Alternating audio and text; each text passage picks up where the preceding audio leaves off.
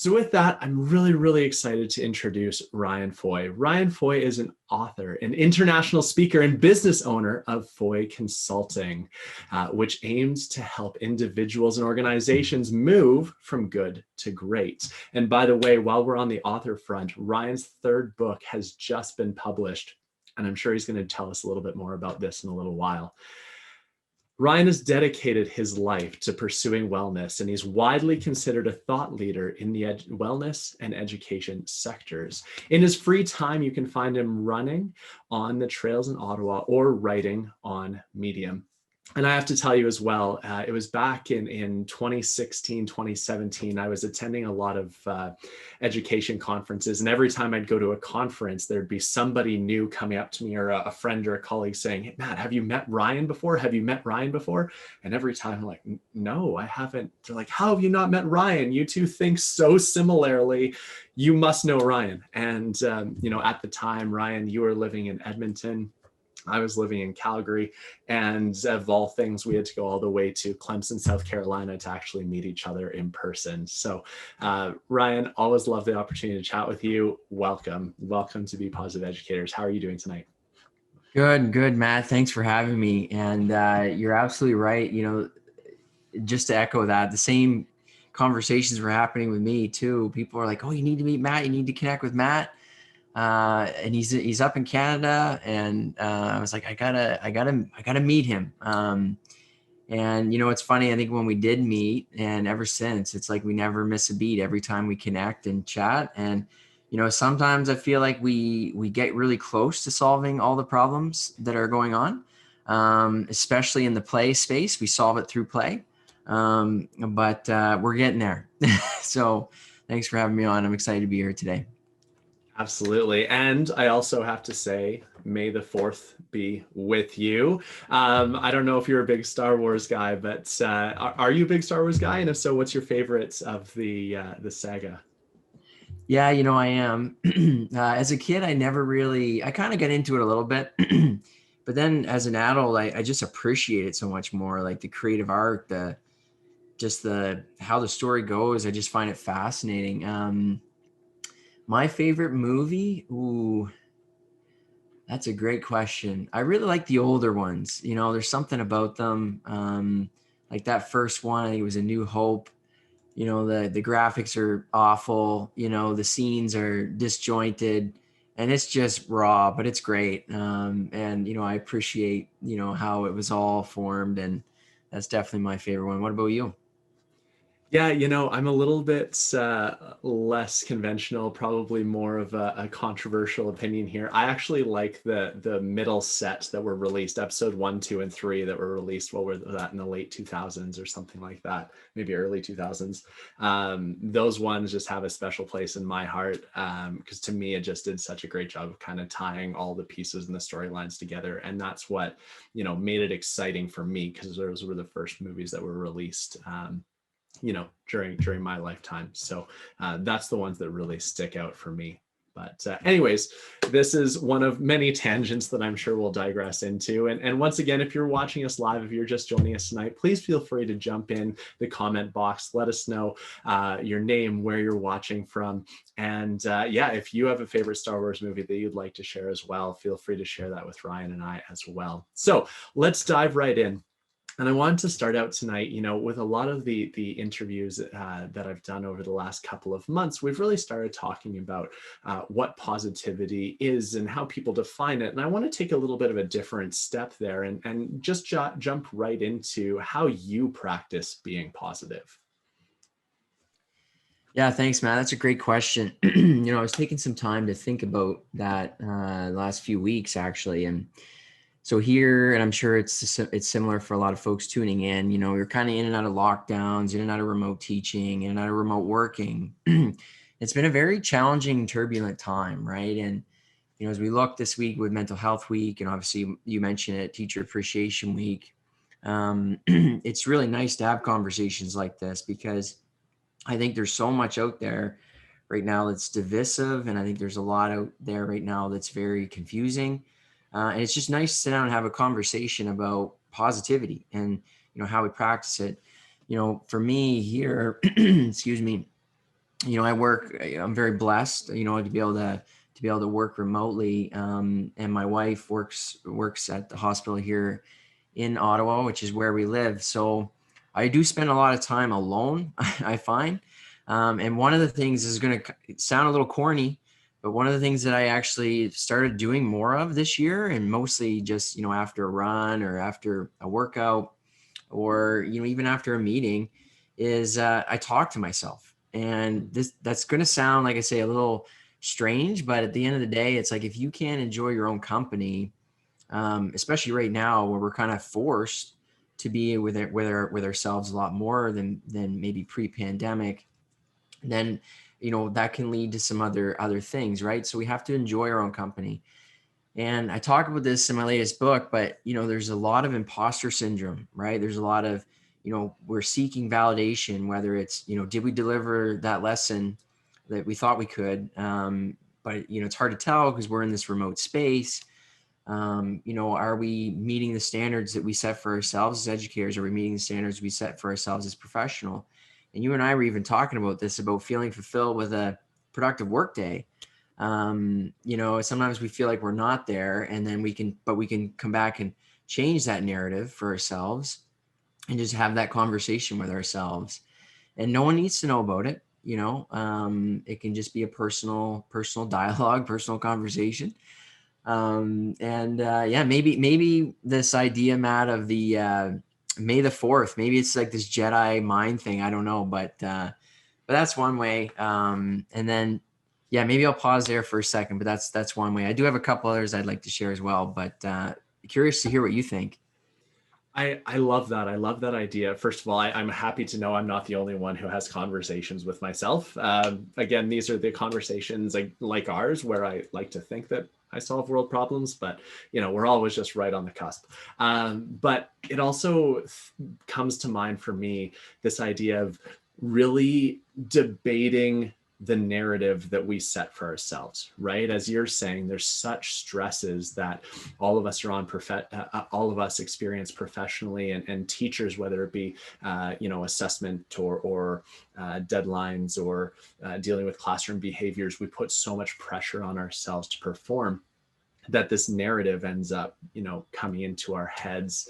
And so I think the most valuable things for me in practicing being positive, as you say, is having that discussion, but really debating and almost in a way arguing against the prevailing narrative. So if for whatever reason I'm like, I didn't have a productive work day, I was lazy, I am always lazy, these narratives just naturally float through our heads.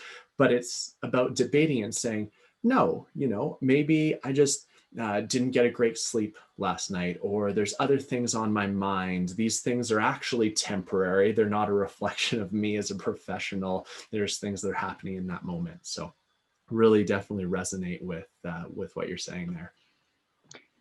Yeah, interesting. Just building off that, Matt, another thing that I've done, and again, this is completely internal. I'm sharing this. I hope that folks can appreciate my level of vulnerability. But one of the things I started doing a few years ago was creating an accomplishment spreadsheet. And this is something I'm big on if folks have read any of my work on Medium. Again, this is completely internal. No one needs to know what you're recording on there, but it's really what success is for you, and what achievements are for you based on your goals and what you're setting and what you're trying to do. And I think sometimes right now we forget we're still in the pandemic, so we have these bars set way up here, but we have to understand that we're still, even though there's a lot of expectations being put on us, we're still trying to navigate this constantly unpredictable, changing situation of the pandemic. And one of the things that keeps me grounded, keeps me positive, is about once a month I sit down and I go over that accomplishment spreadsheet and I look at some of those things and I'm like, oh, yeah, like I may have felt like I was a little flat here. I may have felt like maybe I didn't do that great in that, presenting that presentation or doing that lesson or whatever it is. But then it just really grounds you and really settles you into understanding you're still going where you want to go. And whether, again, that's in your education career or whatever career you're in, I think it's just a great strategy. It's something I use, especially after hard days of teaching. And it's something that I still use. And yeah, it's just a good strategy, I find. I love that. And it sounds like you're using that both personally and professionally, which is a big thing that I love to do as well. Just keeping these lists and tracking it. And I almost do that. I actually, a lot of the time, use my calendar retroactively. So I'll plan out everything that I want to achieve in a day or a week, but then I'll go back 2 days, 3 days, 5 days prior and say, what did I do during this time block? Did it relate to what I thought I was going to do? And did I manage to achieve everything? And what did I exceed my expectations on? I think that's really, really great. Thinking about, sorry, you looked like you had something. No, I'll come back to it, but you go. I was just going to say, thinking about now kind of those accomplishments lists and how that intersects with our professional work. Tell me about a time when positivity made a difference in your work. Yeah, so I have two examples I'll share.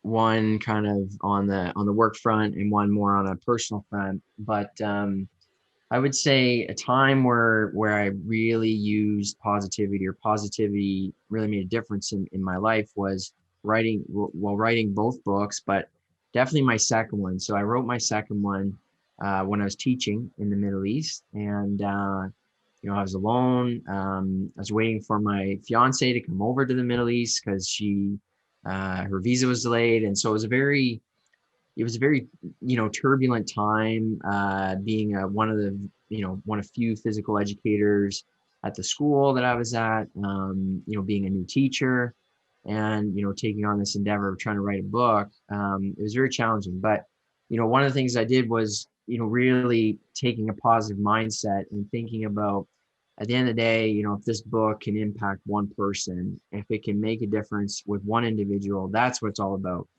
And again, it might sound a little cheesy, but that's really what pushed me through. There was a lot of mornings where, yeah, it was a healthy distraction from all of the turbulence that was going on. But at the end of the day, it was also knowing that this was going to make an impact, and that it has, since then. I think that was one really good one. And then I would say a second time is for any teachers that are tuning in who love going to conferences. I miss in-person conferences as much as you, but I will say when I'm presenting at a conference, I tend to get really stressed out. And Matt, you've probably seen me, and well, actually we have seen each other at conferences, and I've probably seen very relaxed, but in the inside, I'm usually like freaking out because I gotta, present something or get in front of the mic or something like that. But I found when things went remote and things went virtual, that increased for me, that sense of situational anxiety in those moments. And what I actually ended up doing was, back to that self-talk, is I started saying to myself, don't, this actual slogan, don't make the moment bigger than it needs to be. And I repeat that, 15, 20, 30 minutes beforehand, and just really get that into my head. And that was, it would shift my mindset to thinking about, what do I really want to say? Am I making sure that I'm focusing on teachers when I'm delivering this message? And just being very emotionally comfortable in that space. And I think, I'm thinking folks can probably identify with that a little bit, that, it's just very easy right now for these moments to feel like they're bigger than us. But, we're built for this. We're built, we have to trust ourselves. We have to trust our intuition, trust our experience and our pedagogy, and just get up there and deliver. I think that's great. You said that, and first off, I super miss conferences too. But I remember you and I presented as a part of a 4-person panel at a conference in Clemson, South Carolina, a couple of years ago. And I remember just the look on both of our faces when one of the high-standing members of the coalition walked into the room to attend our presentation, and neither of us expected that person to be there. And so instantly we had that situational anxiety. But it brings me back to the first part of your comment around the impact of one person And, throughout that presentation, throughout that panel, that person who we were frankly a little bit terrified that he was in the room was nodding along and was really, really interested in what we had to say. And to me, that comes back to your first point about remembering the impact that you're going to have on a single person. And, in those days and those moments where there's so much going on and there's so much worries and stressors, just remembering that you have the potential to have a positive impact even on just one student of yours in every single day, and quite likely more than that. But I just love that so much. I think it's so important to remember that, again, your work impacts so many people. Your books have impacted so many people, and teachers, your work impacts so many students. And that's something that we can always use to anchor us. Yeah, absolutely. And you said it best, like as teachers, and again, just drawing on my experience teaching abroad, it's whether you have one student or 1,000 students, the preparation is very similar. And the strategies are different, the management's different, and how you deliver is different. But in terms of the actual preparation and the mindset, it's the same. And so, coming back to that, whether we're kind of thrown into new environments or being told we're going to teach something completely new for the first time, but to trust our intuition, trust our gut, right? It's super important. Yeah, absolutely. And that's been a theme that's been coming out in all of the interviews, is the importance of our own intuition. And if something just doesn't feel right, then that's something to explore, even if that's just taking the time to step back and ask yourself, what is the gut, what is the intuition trying to tell us? Mm-hmm. So that's awesome. That's so great. Taking this in a little bit of a different direction now, how do you find that it affects you when people in your life are not being positive? Yeah, great question, Matt. So this is where the rubber hits the road, right? I forget the quote, but I'm going to get it wrong, so I apologize, but it's something like, it's easy to be, happy when life flows along like a song. But it's really kind of in the storms of life that I've already destroyed it. But anyway, I'll drop it in the chat box for folks after. It's a great quote. I still have the poster somewhere back at my parents' house, but I'll drop that in there. But I guess where I was going with this was, I talk about this in my second book called Your Best Decade, and this idea of burn boats, not bridges. And, the analogy here, you'd have to read the book to get the whole analogy, but the analogy here is that, there's some relationships and that come in and out of our lives that are not great for us. And, it's really, really hard to manage those relationships sometimes.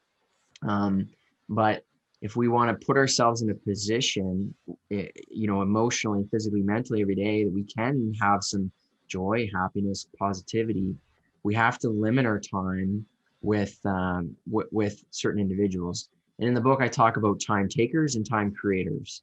And, Matt, you're a time creator, right? Like when I'm with you, it just seems like the time's going so fast, but we just feel like we're just creating these amazing moments within the minutes that we have. But the inverse to that is the time takers, and that we leave that conversation or that interaction exhausted, kind of worn down. And, then we're wondering why, we're potentially negative the rest of the day. Well, you can kind of come back to that interaction and see it. And there's a really good analogy. I'm actually going to borrow this from Robin Sharma. This makes it super clear. And this made it super clear for me that, and I had to have some hard conversations in my life about this, but, it's similar to a plane, right? A plane needs lift, thrust, weight, and drag. And so if you have too much weight and you have too much drag, the plane won't take off. But if you have enough lift and thrust to overcome the amount of weight and drag, the plane will successfully take off. That's why when you sit on the plane, they either move you to the front or move you to the back, depending on the weight of the plane and the distribution of the luggage and whatnot. Right? It's all an equation, and our lives are no different, right? Like if we have too many relationships existing in our lives that are dragging us down, we're not going to be able to flourish and take off. And it's a really, really hard thing. This is not easy to identify and to talk about, but again, I just hope folks appreciate a little bit of vulnerability that, we have to call it and we have to just have a conversation about it. And then it's better for everyone when you do. Yeah. Yeah, and a couple of things come to mind when you speak about that. And for me, I think about teachers. I know that all of you have those colleagues that just feel like a drain. They feel like a drain on your energy, on your colleagues' energy. They're the first ones to say, yeah, but at staff meetings, right? The famous yeah, but. And it reminds me of, one of the strategies that I suggest, which is so important to consider, is finding your allies at work, right? It can be so easy to get sucked into the energy of those folks that are really, really quick to be negative. But when you can find those people that are passionate about the same things you are, that want to take on projects and initiatives within the school community with you, these are the people that are going to be able to carry you. And eventually you build enough of those allies, and that begins to drown out the negativity of those people that are in our schools. And I think that's such a big piece. And, the other thing that comes up for me is, if those are relationships in our personal life, it doesn't mean that we need to cut them off completely. It just means that we need to be really, really conscious of the amount of, again, time that we're giving to them. If they're time takers, we need to be conscious of what time we are choosing to give to them, which is, the big thing that stands out with what you're saying as well. Yeah, and I'm glad you mentioned that, Matt, because you're right. You can't, it's not healthy to eliminate, because, sometimes maybe you're that only interaction that one person has. And maybe you're the positive light in their day, right? Like so I'm glad you mentioned that other side there, because it is important. And at the end of the day, we're all human. But absolutely, like you mentioned about just limiting or kind of pulling back that time a little bit more and protecting yourself is, it's not selfish, it's self-care. And I'll talk a little bit about that later too, but thanks for mentioning that. Yeah, I believe, and this is a quote that I heard it from one of my mentors, Cynthia Watson. I'm not sure if it's her quote or where she got it from, but she always says that you need to serve from the saucer. So you think about this idea of it not being selfish, but self-care, and serve from the saucer is this idea that you pour so much into your own teacup that what is spilling over the sides into the saucer is what you're able to be able to give to others. And so, as you're saying, it means how much time we're giving to the people in our life, what those times are, being aware of how we feel and when we have the energy and the space to give to others, right? And when, as teachers, when we're so busy and there's so many constraints on our time and our energy levels, it's really important to be able to qualify and quantify when you're at your best, to be able to give that time away to other people, because it's such a valuable resource. Mm-hmm. Amazing. Well, when we were talking leading up to this interview, and I was saying, like, Ryan, what do you want to tackle? What sorts of topics do you want to talk about within positivity? You brought up a really interesting one that I'm super excited to dive into, and that is the relationship between complacency and positivity. And so I'm really, really intrigued to dive more into this and what your thoughts are. So tell us some more about complacency, positivity. What's the relationship there? Yeah, this is super interesting. And I don't know if I have the answer, but this is worth a discussion, and I hope that folks that are tuning in, just ask these questions and create a dialogue. Because again, I'm not providing an answer here, just a discussion. But I think, what I've seen just in the past little while with COVID, it's affected us all in so many different ways, is that we can easily kind of fall into these places of complacency. And when we fall into complacency, it can kind of lead us down this path of cynicism, this path of negativity. And, with that comes a lot of other things. But, it's it's up to each of us to kind of take control of the day and take control of the routines, the systems, and what we need to remain positive. Because if we don't, we can easily become complacent. And I found this happening with myself, and even through my book writing process was, I was just like, oh, I could do it. I could do it another time. I could do it later. I could do it later. It was easier at the end of the workday just to kind of, sit back and not have to think, right? Not have to do anything. And, what I found was I was just getting further and further away from that goal the more I just kept saying that to myself. And so, it's up to us to kind of get up on the wheel and to steer the bus. And this is something that actually came up recently. I was listening to a researcher here in Ontario talk about how, the stress that's in all of our lives, whether we're in education or business or whatever profession, is, there's chronic stress, and we all have chronic stress. But then there's this idea of chronic unpredictable stress. And that unpredictability has continued to just ravage us provincially, regionally, within schools, and even nationally. And we're almost like at this, it's almost like this game where it's just like you're just so close to hitting the panic button every 5 minutes. And it's just because we're in this state, and it's not our fault. Like, we didn't ask for COVID, we didn't ask to be in a pandemic. That's just the way it is. And so, I guess where I was going with this is that we need to kind of understand that, acknowledge that, okay, there's all this unpredictable stress going on in our lives, but what can I do in my mornings? What can I do in my evenings?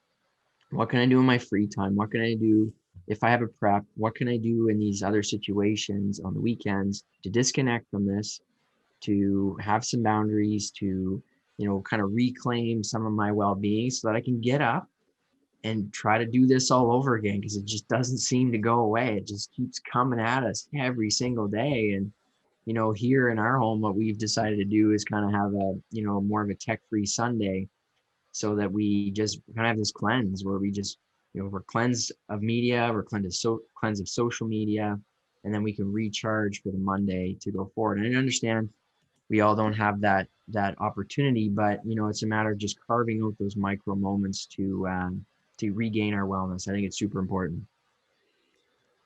I love that. And I think it's so interesting, the pathway you just drew. And to me, what I heard you say is that when we're struggling with our positivity, when we're affected by so many different stressors, whether they're the ones we signed up for or the ones we didn't, we can find ourselves being complacent almost as a safeguard. To me, when I think about being complacent, that to me is me putting up a wall and trying to protect myself from those stressors. Because if I'm choosing not to address things, then that's somehow saving me from dealing with whatever those stressors are as they come up. And you used words like reclaim your wellness, and to me, using that sort of language is really just attempting to take back some measure of control, which again, a theme throughout a lot of these conversations, and really just finding those spaces, whether it be in routines or habits, whether they're daily or weekly, that we can really do to capture that feeling of control that is so often eluding us when we feel like there's so many stresses hitting us from so many different directions. Yeah, and Matt, thanks for synthesizing that. I feel like I was kind of all over the place there. I really like the analogy with the wall. That's exactly what I was trying to articulate. So thank you. You and I need to take this show on the road, because I need you to kind of filter what I'm trying to say here. So thank you. My pleasure. This is why it's so much fun for me to do these interviews, because each of us hears and says something different, and so it allows those ideas to hopefully come into something even bigger than they would have been. You and I now are making the moment bigger than we thought it might have been to begin with, and just doing the opposite of your quote from earlier, which is fantastic. So I just think that's so great. We're coming to the end. I've got one more question I want to ask you, but I also want to give you a chance to fully shamelessly plug your book or your books. And just to be clear for anybody who's watching, Ryan is one of the most humble men that I know, and he did not ask me for this time. He actually actively was like, if it doesn't make sense, don't do it. I'm like, no, no, no, no, no.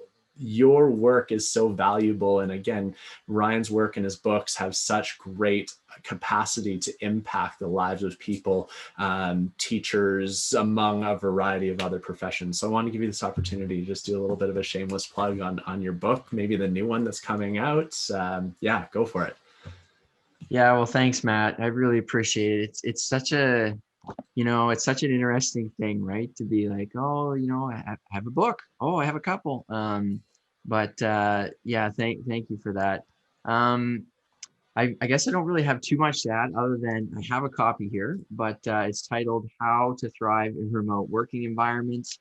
It's all about building those systems, routines, and strategies for reclaiming our well-being in these remote settings. And, I built the book based on the idea of, remote work has always been around, or it's been around for a long time. And even before the pandemic, 55% of the global workforce had some form of remote working option. But, all the other industries, education included, was not in remote work. And then the pandemic hit. And then it's like, okay, teachers, tomorrow you're going remote. And it's like, what do you mean I'm going remote? And if everyone thinks back to what is it, March 2020, when this kind of hit, it was like all of a sudden everything's shut down and everything's going remote. And not every single job did, like, a lot of frontline couldn't, but for the majority of blue collar jobs that were not remote, they suddenly went there. And the whole premise of the book is we didn't take that time to pause and stop because we didn't have that time. And this book is about pausing, taking stock, understanding, okay, this is where I am and this is what I can do. And these are some tips I can kind of implement along the way to move from this kind of day-to-day survival mode to actually thriving. And so it's obviously I'm pretty biased, but I'm pretty excited about it. And it's free right now for Teacher Appreciation Week, free on Kindle. So folks here in Canada can get it on Kindle, I think until Friday for free. So definitely check that out. That's brilliant. And what I love about you saying that thriving piece, right?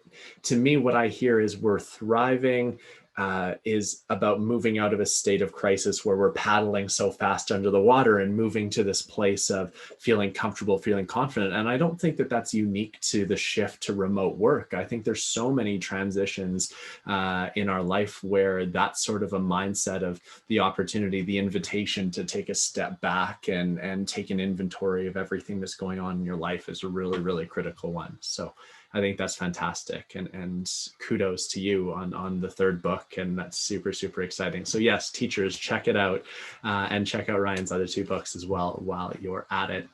One last question that I wanted to hit you with before I let you go tonight, because I really, really appreciate the time. If you had, you've got this wonderful wealth of experience in education, teaching, working with teachers, and supporting teachers in different ways.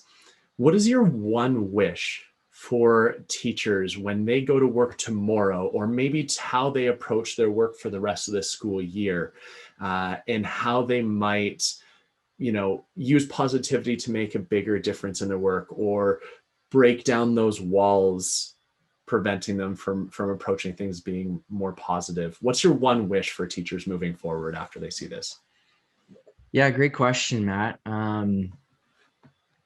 I would say the one thing, and it actually goes beyond teachers. And so if there's anyone on the phone or on the line, sorry, that, works in kind of a decision maker role or has influence with decision makers, sharing this, I think, is super important. But we are making a lot of decisions, whether it's government or policy or whatever the case is, without consulting teachers. And we need to consult teachers, and we need to also consult students when we're making these decisions, but especially teachers who are out there literally every day saying, okay, you asked me to jump, how high? And so, if there's one wish I had for teachers tomorrow during this Teacher Appreciation Week, it would be that they're appreciated more, and they're appreciated more in these big decisions that are made in government and with policy. And understand things are moving really fast. And again, this unpredictable stress is all over us. But yeah, just taking a moment just to pause and just think, how are teachers going to be affected if this decision happens? And I don't know if we always do that. And so I'm seeing a lot of that, and it's frustrating me. And so for teachers listening in, Matt and I are here, we're in your corner. And hopefully that someone listening, decides to take that time to pause and bring you into those decisions moving forward. Thanks, Ryan. I appreciate that so much. And I can tell, with what's going on in Alberta right now, particularly regarding the new draft curriculum that was announced recently, I know that comment is going to strike a nerve with a lot of folks here in Alberta. And I think it's so true. I think people, take for granted and undervalue the work that teachers do and the impact that they have. And I think it's so important for everybody to recognize the value of teachers, but I think for teachers too to understand their own value, I think there's so much imposter syndrome that happens in the classroom with teachers undervaluing themselves and their own ability to make an impact in their students. And so I think that, to your point, if we're going to have people, decision makers, policy makers, politicians, whoever it may be, really appreciate the value of the work, then we as educators and teachers need to feel comfortable advocating for ourselves and appreciating ourselves, to your point. So that's wonderful. Thank you so much. And Ryan, thank you so much for taking the time to be here tonight. I just have a blast anytime I get to talk to you, and yeah, hopefully we can have more of these chances to chat with or without an audience in person in the super near future. So with that, thank you, and thank you to anybody who's watching. Once again, if you're watching this either live or on replay, make sure you comment, let us know if you have any questions. If you have any questions for Ryan, please feel free to drop them in the comment box. I know he'll be monitoring that, and we'll be happy to share any thoughts that he might have to any of the questions that you bring up. So thank you for your time. Ryan, thank you for being here. And I hope everyone has a wonderful Teacher Appreciation Week. Take care, everybody. Thanks, Matt. Take care.